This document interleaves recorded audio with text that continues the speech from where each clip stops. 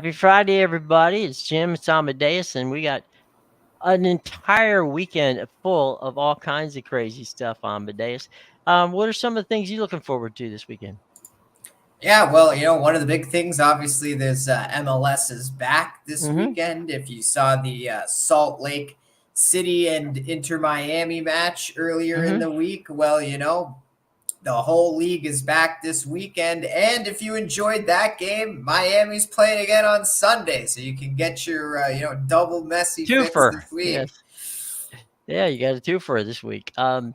It's there's actually some interesting things in the timing of the games this week for the MLS. We actually have an afternoon game on Saturday, which hey, how about that? It doesn't happen often. Yeah, that's Baseball gets that's what I like to see, yeah, Jim. We got this 2 o'clock, and we also got a yeah, 4:45 one, yep, L.A. and Seattle, which is more of a, I guess, 2 o'clock ish local time there. So mhm, yeah, love to see it staggered out a little bit. yeah, and then of course we got the Sunday games. So there seems to be a little bit of fudging on this on that whole situation. If you happen to be in Florida or Arizona, good for you because you got baseball you can watch this weekend. Actually, it started today. As a matter of fact, the games that are underway at the moment, uh, there's Kansas City, Texas gets the 3:05 start, which is out on the West Coast. So to noon start out on the West Coast. The White Sox and the Cubs, the San Diego Padres and the Dodgers, and then of course Arizona and Colorado. All those games are 3:05 starts. There is two games in the that's already underway, but they're colleges. It's Northeastern University playing Boston. Northeastern is basically about 3 blocks from Boston, from Fenway Park, and you've got the University of Miami. I'm sorry, the University of Minnesota. I apologize. Taking on Minnesota. That'll be tonight in Fort Myers. So that's what you got. Then over the weekend, a lot of baseball. You got Boston at Baltimore. These are, of course, Sarasota, Florida. Pittsburgh against Minnesota. That game's going to be in Fort Myers. Atlanta, Tampa Bay. That'll be in Port Charlotte, Miami. St. Louis. Those teams share a stadium in Port St. Lucie. The Yankees at Detroit. That's in Lakeland. Philly, Toronto. That game, by the way, is going to be on Sportsnet for those of you who would like to watch it in Canada. Phillies in Toronto will have a first pitch. All these games are 1:00 starts. Philly at Toronto, that's actually being played, obviously, at Dunedin. So it's about a 10-minute ride for the Phillies to go from Clearwater to Dunedin. St. Louis that's a split squad game. St. Louis split squad is at the Mets. That's also at Port St. Lucie. Cincinnati and Cleveland. That game is going to be in Arizona. You got Colorado. All the rest of these are Cactus League games. Colorado, Oakland, the White Sox and the Giants, the Rangers, and Kansas City, Seattle, and the White Sox. So obviously, the White Sox have split squad. Colorado, Arizona, the Dodgers and the Angels, and Milwaukee at San Diego, Houston at Washington. That's a 6:05 start. That they share a park in Palm Beach. So that's what you got for tomorrow. And obviously, a lot of those games will be on regional TV. So if you happen to, want to watch a little bit of spring training baseball, it is available. And also, there's a number of games that will be played that you'll be able to watch live and on tape delayed on Major League Baseball Network. So there you go. All kinds of fun stuff. There's also a bunch of good European games this weekend. Anything that you think's worthy of taking some time to watch this weekend on the soccer side? Yeah, definitely. So we can start, with the Premier League. Just looking at the games Mm-hmm. here, I mean, Man United Fulham's an interesting match just because Mm-hmm. Man United has, they were so awful for the first half of the season, but now Yeah. they're starting to gain some traction there. But the big match for tomorrow, which is at 3 in the afternoon, Eastern time. That will be Arsenal and Newcastle. So definitely a big one there. Newcastle hasn't played since last weekend, where Arsenal is coming off of a 1-0 loss to Porto in Champions League during the week. So going to be an interesting game. Arsenal's been in great form in the domestic league anyway. In the Premier League, they've been absolutely crushing it until that 1-0 loss to Porto. So it'll be interesting to see how they respond in this one.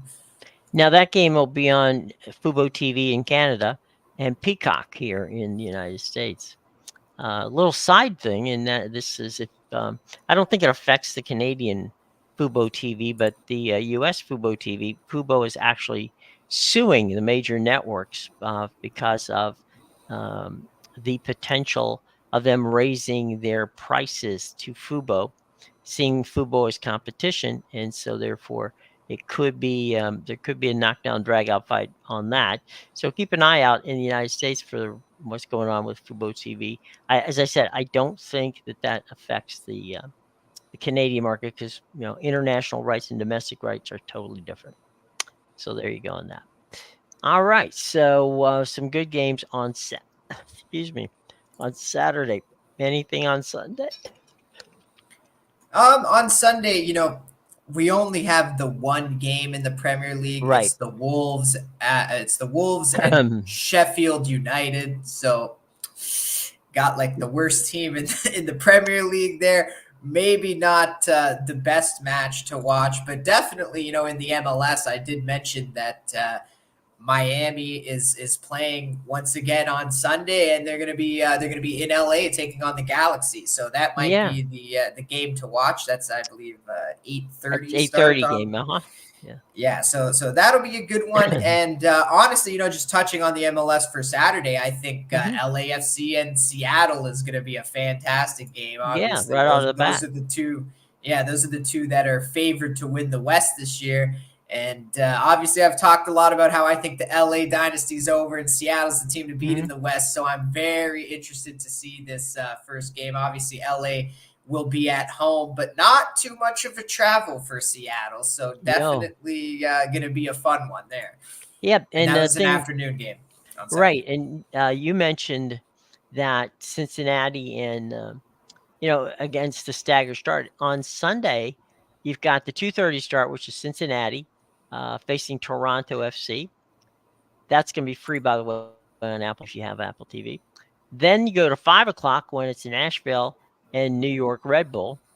And then, as you said, 8:30 Eastern time, 5:30 on the coast, it's the Galaxy and Inter Miami. So basically you've got, they staggered it so that Sunday you can get to see all three games without having to worry about, missing anything. Yeah, and that's great. I love to see that. I know we like mentioned it a few times. Yeah, we like to trash the way they do their schedule a bit, just because it doesn't make sense. But I can explain as a soccer viewer, someone who watches leagues across the world, right? I am the neutral viewer. I will watch any soccer game I have an interest in. This is why it's important to have a staggered start on the weekend, because when I wake up in the morning, I got a Premier League match at 7:30. I got another one at 10. And then I got another one at 12:30. When that one finishes, I usually move on to another sport afterwards, unless there's South America. Obviously, that's starting up now, so I'll be watching that. But this is why it's important. If my Premier League game finishes around 2:30, and the first MLS game doesn't start till 7, you're not getting me as a viewer. I have moved on to a different sport, and by the time 7 o'clock rolls around, I'm watching maybe college basketball or something. If you have a game within a half hour to an hour after, the last Premier League game or even any major league in Europe finishes, you're getting me as a viewer, because I'm sitting there like, okay, let me wait, a half hour. We'll put the MLS game on, and then when that one finishes, 2.5 hours from now, if there's another game right after that, I'll watch that one. And then and then you get all of a sudden you get the neutral viewer all throughout the day. That's just, I'm explaining the way I watch soccer on the weekends. And that's why I think it's important for the MLS to have staggered starts if you want to attract the neutral viewer. Well, that's what happened in college football. They have windows. Was what we call in the TV business. You have the noon window. You've got the 3:30 window, you've got the 7:30 window, and then you've got the late window, which is 10:30. So that gives you 4 different windows to watch games. And if you've got something compelling at noon, that leads you into something compelling at 3:30, which leads you hopefully into something compelling at 7:30, and then there's something at 10:30. Can't always say it's compelling, but it's there. Now, one quick note on the Seattle Los Angeles game. Just so you know, here in the United States. It is free on Apple TV at 4:30 Eastern Time, and it's also on Fox. So it's a simulcast on Fox and on Apple TV. So it's basically a national game that you'll be able to watch for free on Fox or for free on Apple TV. Okay, so there you go, folks. You can watch that. The big game that Amedeus was talking about. You can watch it on Fox or on Apple TV tomorrow. Circle that time, 4:30 Los Angeles and Seattle. So there you go. A lot of college basketball this weekend. A lot of it today. Yeah. Usually you don't see a big card on a Friday, but man, this is a stacked card. Akron and Kent State is that game's going to be on CBSN. Everything else is on ESPN Plus because they have everything else. I'm looking to see if there's anything going on of interest in the on the Friday night list. And honestly, I don't know. What would you think of? I'm looking down here at Nevada, San Jose. I don't know that I don't think San Jose is going to be putting up much of a fight with Nevada, but they're there. So if you have nothing to watch at 10:00 this evening, that's on FS1. Yeah, definitely. There's more games than usual here on a Friday, but it's still a bit of a weaker card with the teams playing. As you just mentioned, that Nevada San Jose State's probably the best game on the board, if you want to call it that, just because it's the only, it's the Mountain West. It's the only real big conference. A lot of the stuff tonight is Horizon League and Ivy League and things like that. You mentioned the MAC had a matchup going. So, yeah, there's some interesting ones tonight. Maybe one to watch might be this Purdue Fort Wayne and Green Bay game, just because Purdue Fort Wayne's not a bad team this year, and Green Bay is a team that, I mean, we've talked about them before. They continue to be put as large dogs, and they're in second in the conference right now with their conference record. So this is one of those teams that's been flying under the radar. They're like the South Florida of the Horizon League, right? Nobody respects this team. They act like they're not a real contender. They don't exist, yet they just keep churning out results. So that might be an interesting one to watch. I know, Yale and Cornell are the two leading teams in the Ivy League right now. So that's that's got big implications for sure. That one. I mean, Youngstown State and Milwaukee. I know Milwaukee's been heating up lately, and Youngstown State is a good little team there. I believe they won the Horizon League last year, so or during the regular season at least. And then, Quinnipiac. This is going to be a big game for them. They were pretty much undefeated in the MAC, and I like Jim. I like to call that one the MAC compared to the MAC because that's the what is the Mid Atlantic? So this the two names.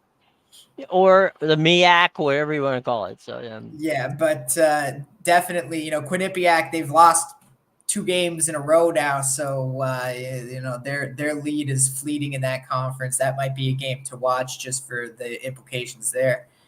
But tomorrow, right off the bat at noon on CBS. Number 2 Houston, number 11 Baylor. That game's playing. They're playing that game in Waco at the Foster Pavilion. So It's your That, team, Jim. yeah. Well, I'm giving him. I'm begrudgingly going with Houston here. Baylor could give him some grief at home. I don't know that they'll win, but they could definitely give him some grief. The other afternoon games. I mean, I'm trying to peruse these listings as quickly as possible. There is a 2:00 game, Duke Wake Forest. That game's on Wake Forest's campus. That's of course an ESPN game. I don't know why, but Wake has always given Duke grief. Now they don't always beat them, but they do give them grief, and we'll see how that works out. That's a game on ESPN. Number 25, BYU is at Kansas State. That's also a 2:00 game. It's on the Big 12 ESPN Plus network. So there you go for that one. As I cruise, here's a game, Patriot League game that is a rivalry game. Lehigh and Lafayette. That game's a 2:00 game. Normally, one of them's good. I don't know if that's the case this year, but normally one of them's good. And I'm scrolling down here. There's like 2,000 games here. Let me see if I can find North Carolina, Virginia. Usually that's a good game, but we'll have to see about that. That could be there's implications there for Virginia getting into the NCAA tournament. You think? Yeah, who's that? They're Who's hosting that game. Virginia's the home team in that one. So you know what? They could cause some trouble. Yeah. If it was on the road, I would say they don't have a chance. But since they're at home, then that changes. We know how night and day this Virginia team is, home and away. Well, Tony Bennett, comes through with some pretty serious defense at Virginia. Georgia Tech, Miami, that's a game with implications. One of those teams, Miami specifically, has hopes of making the tournament. I don't think they will, but they are at home. If they do, that's Jim Larinaga, right? That's some name value there, right? Working some magic. I don't know if Jimmy can pull that one off this time. We got Grand Canyon. Now we talked about Grand Canyon the other day when we were talking about the getting in the tournament. They play Abilene Christian. That game is at Abilene Christian's Moody Coliseum. I think Grand Canyon is one of those sleeper teams. Yeah, I totally agree with you. It's a team we've touched on before, and they're definitely they're a dominant team in their conference. There's a few of them like that.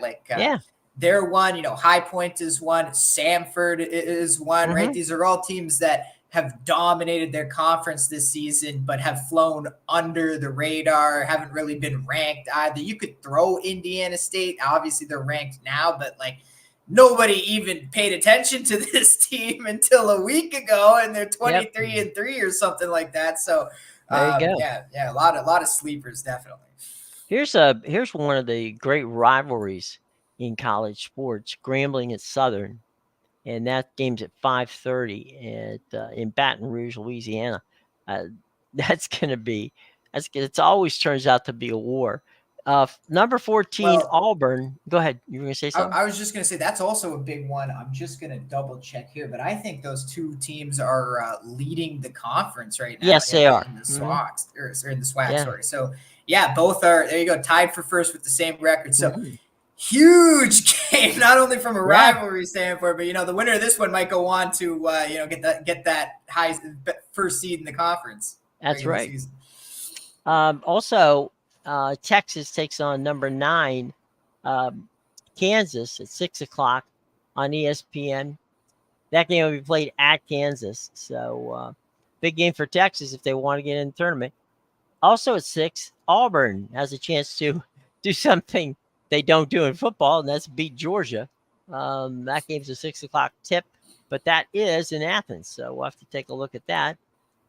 I feel like they're still safe to win that one for sure. I don't think there's going to have to be a lot of beating about the bush with that one. Oregon and Cal, that game is on the Pac-12 network tonight. I'm sorry, tomorrow night.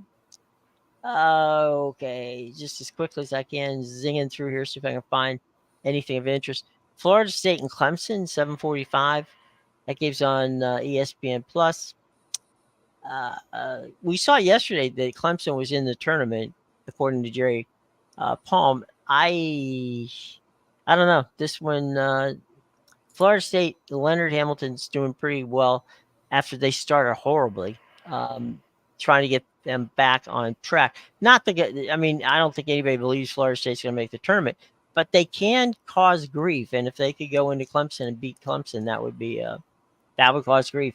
Number one, UConn. That's an 8:00 game on Fox in Philly to take on Villanova without Jay Wright. Interesting game. Two SEC teams that Jerry had in the tournament. It's number 5 Tennessee hosting Texas A&M. Washington State, 21 in the rankings, takes on Arizona State. That's an 8:00 game on ESPN. Washington State pulled off a huge upset last night against Arizona on the road. So, they're leading the Pac-12 right now, and that was a team. We've talked about. I said this Washington State. You said flying the other under day. the radar. So no longer they're in first place. Yeah, there you go. So we'll see what happens, but we both agree. The Pac-12's not the strongest for basketball this year. So maybe Arizona's just not as good as we thought. They've had some disappointing losses this year. They have. CBS Sports Network has Colorado State, the number 22 team in the country, another one of our favorites. Yep. In Sin City to take on UNLV. Since Tark has left UNLV, it's been a long time since they've had a decent team. I think Len was coaching out there a couple of years ago, and they had a decent team, but not so much. Charlotte in a game they cannot lose. Charlotte got beat last on Wednesday night, which cost them dearly, and they're at Tulsa, and that could be the Golden Hurricane. Not that great, but they're not bad at home, and so Charlotte going to Tulsa. That's not an easy trick there. So to keep an eye on that one because it's a big game in the American. All right, Colorado and Utah. Now remember when we went through Jerry's bracket, both those teams, Utah and Colorado, were 11 seed play-in teams. I gotta believe that whoever wins this game, which by the way the game's at 9:00 Eastern time on the Pac-12 network, and this is going to be played in Boulder. Whoever wins this game probably has the inside track to that NCAA bid.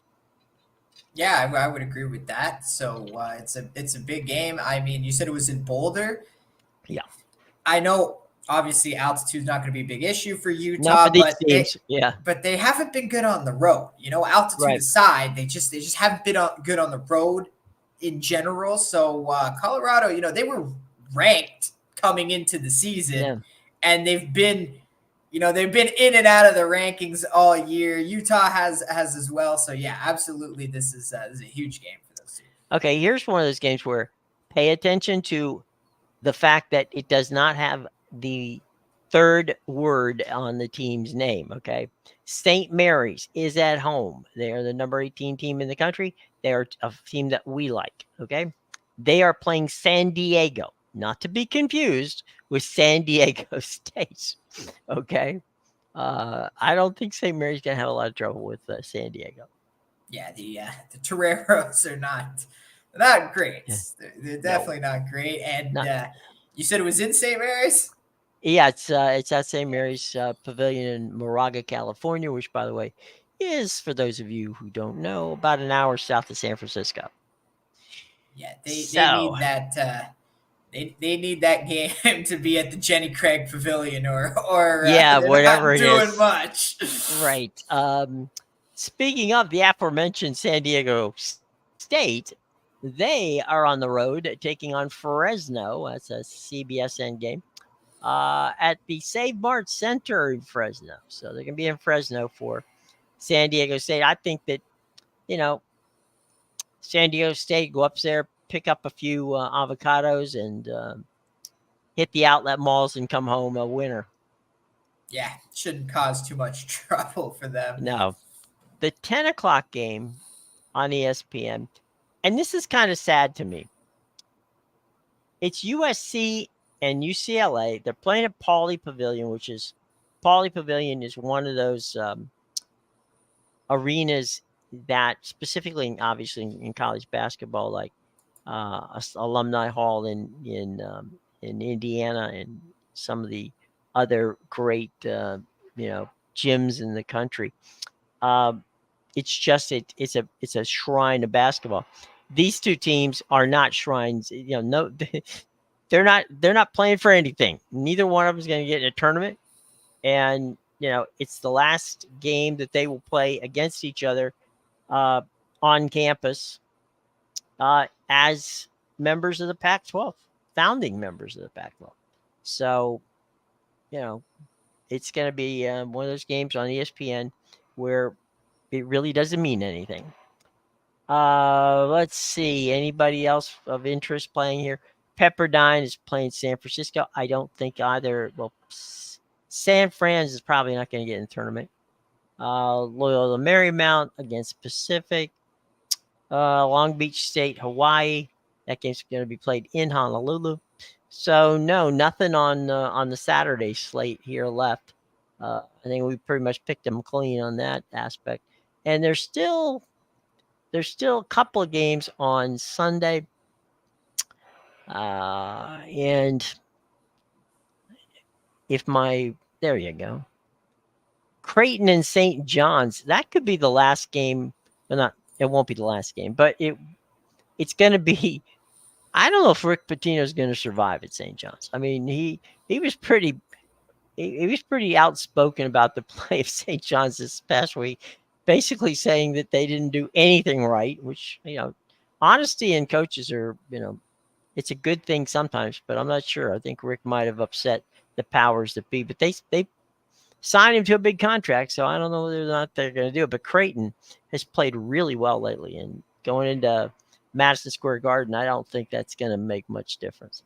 Well, this could be the letdown spot off the big win against UConn. So that might be one to monitor for sure. If I was Creighton, I wouldn't have went back home. I'd just stayed. They played UConn, and now they're playing. At Madison Square Garden, they could have just stayed in New York and not had to worry about. Okay, USF hosts SMU. That game's at noon on ESPN2 on the Deuce. Yingling Center, at the Y Center, they're going to be sold out again, and it'll be a fun game. So SMU at South Florida, that game's high noon on ESPN2. Maryland at Rutgers. I don't think that means much. Neither of those teams are headed to the tournament. They're on the Big Ten Network. That's also a noon game. Rhode Island, LaSalle, nothing there. Number 3, Purdue. Number nothing, Michigan. That game's being played at the Chrysler Center next to the big house on the campus of Michigan and Ann Arbor. I don't think Purdue's going to lose to Michigan. I think that they lost this week to Ohio State. I don't think losing to Michigan is on their radar. Yeah, Michigan's been very bad this year. They're, I think, the worst team in the Big Ten. Must win for Florida Atlantic. This game is at 2:00 on Sunday against Memphis. I already said Memphis has got Charlotte. Memphis gets Charlotte and FAU back to keep back. In mind, Memphis actually sees FAU twice to end the season in their last 4 games. They play FAU Sunday. You said, at the FedEx Forum in Memphis. They have to play FAU again. I think the next weekend. Yeah, so next Saturday it's in Boca Raton. Wow. See, that's just I don't understand that one. That's let's just jam. And if you look at Memphis, I saw their schedule their last 4 or 5 games. It's brutal. If you include Charlotte, FAU twice, I think they might have the Miami SMU Heat or something. Yeah, yeah. like it's ridiculous, their Right. schedule. It's like all backlogged, and you're telling me Right. this team's making the tournament? They might come out 2-3 in these last 5 games. They may not do that well. But Memphis has a quality enough team that you never know. They could be a spoiler here toward the end of the season. Let's see if I can find anything worth. We talked about Quinnipiac. They're going to play Ryder on Sunday at 2:00. Let's see. I don't think I'm going to. Nope, nothing. Well, Nebraska and Minnesota are playing each other on the Big Ten Network. Hey, Minnesota, best covering team in the country, 23-3 against the spread this season. Well, don't we love them? Yeah, we were on them last night against it was Ohio State -3.5. They came through very nicely, and it's just they're another one, the gift that just keeps on giving. Best The ATS team. Golden Gophers. I mean, obviously, that's not going to get ATS records, not going to get them in the tournament, but it's something us handicappers definitely appreciate. Oh, yeah, respect, right? I mean, you're sitting there going, well, they may not get in the tournament, but you know what? I don't dislike them. So there's much to be said for that. And it's one of those things where we've got that. In honor of Rod Cape, we'll put up that the NASCAR this week is in Atlanta. They have back-to-back super speedways. That normally isn't the way it goes. They normally go from Daytona out to Vegas, but because of scheduling issues and Super Bowl was out there and other things that took place, that they changed the race schedule. So Vegas is going to be next week instead of this week. So what's going to happen is this week they're going to race in Atlanta. And then, so you got 2 super speedways back to back. So there you go. You got that coming up. The NASCAR series goes to Atlanta this week. I'm trying to think if there's no, we don't get to the IndyCar or the F1 series until March. So, which is which is next week. So don't get too upset, folks. It's coming. And anything else we got going here, Amedeus, that you want to talk about? I think we covered pretty much everything that's going on. The NBA and the NHL are continuing to move along, and we'll touch a little bit on them next week because we've kind of hit the halfway mark for both of those leagues, and they honestly don't really get interesting until the last 3 or 4 weeks of the season. Yeah, that's the thing, right? It's not interesting until you're 2 or 3 weeks away, and these teams are probably in. These teams need to move their ass if they want to be in, and then you get the playoff battles there towards the end. So that's always exciting. But like the NBA right now, I mean, like look at the West. You got like 5 teams tied with the same 36-18 record or whatever it is, right? In the East, it's just the Celtics and everybody else. So absolutely, there's nothing really to follow until we get to the playoffs, and then anything can happen in the playoffs. Nothing compelling in that regard at the moment. And the same can be said of the NHL. I mean, there's teams that you would have thought at the beginning of the season would be there, and they're not at the moment, but they can play their way back into it. So we'll see how it goes. But I don't know. For me, it's always been, I don't really pay attention to those leagues until, the last month or so of the season, because it really doesn't matter. They don't play like it matters until then. Yeah, and especially this is kind of like the final stretch now.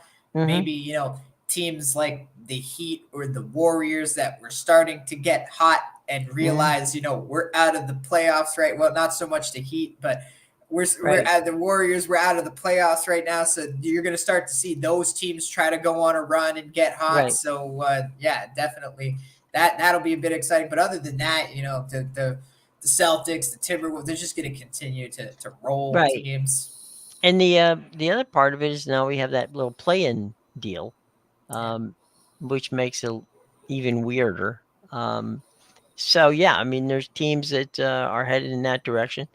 And the NHL always, they fall into line. It's kind of interesting that both the Knicks and the Rangers are playing well enough to be in the playoff hunt, and that hasn't happened in a while. I mean, it's been a long time since those two have been relevant, and so we'll see how that plays out. The Rangers won their only Stanley Cup back in 1994, so it's been a minute since the Rangers have been in the battle for that, and it hasn't been what was it? The last Knicks team to be in serious playoff contention had Patrick Ewing and the aforementioned Pat Riley coaching. So it's been a minute for them too. So we'll have to see how that plays out for the New Yorkers. Yeah, definitely. And they not just have teams in the hunt; they have dominant teams right now. So it'll definitely be interesting to see what these teams do. It'll be crazy. And New Yorkers will find out whether or not they have their hearts crushed like Yankee fans or what's going on there. And the Yankee fans can sit back and watch the games down in Florida. All right, so we got a big weekend, and you always have a big weekend and a winning weekend. So let's talk about what you got for the weekend. Yeah, make sure you check out my premium picks at bigal.com, pickadvisor.com, and theinsidersroom.com. The links are in the description below. Tonight I got I got an Italian soccer play that you can get. It starts at 2:45 Eastern time, so that one's starting soon. Got a little time, yeah. But yeah, I mean, I'm on an 18-5-1 run in Serie A, including a perfect 8-0 this month, in the month of February. So, haven't lost a play yet. We're looking to make that 9-0 this afternoon. So go check out my my action on the pitch. I'll have plenty more action on the pitch throughout the weekend. And then you can also I got 2 NBA plays, including my Eastern Conference game of the month that you can get. I did cash my NBA play last night in the return to action. So that was good. We had the Oklahoma City Thunder against the Clippers. And then I also have 3 college basketball picks that you can go get. There you go. That's a reason to go, folks. And we'll watch the Bulls and the Mustangs this weekend. South Florida and SMU at the Yingling Center, and horns up, and hopefully they'll get their 13th consecutive win as they move down the road. It's but Charlotte losing in that game the other night was tough for Charlotte. It was good for South Florida. It was bad for Charlotte in that situation. But you don't take any of them for granted, folks. You got to play them all, and we'll see how it all goes. So have a wonderful weekend, a safe weekend, a lot of fun stuff on the television. By all means, enjoy yourselves. Come back and see us on Monday. All right. Until then, from Amedeus, I'm Jim. Everybody have a good weekend.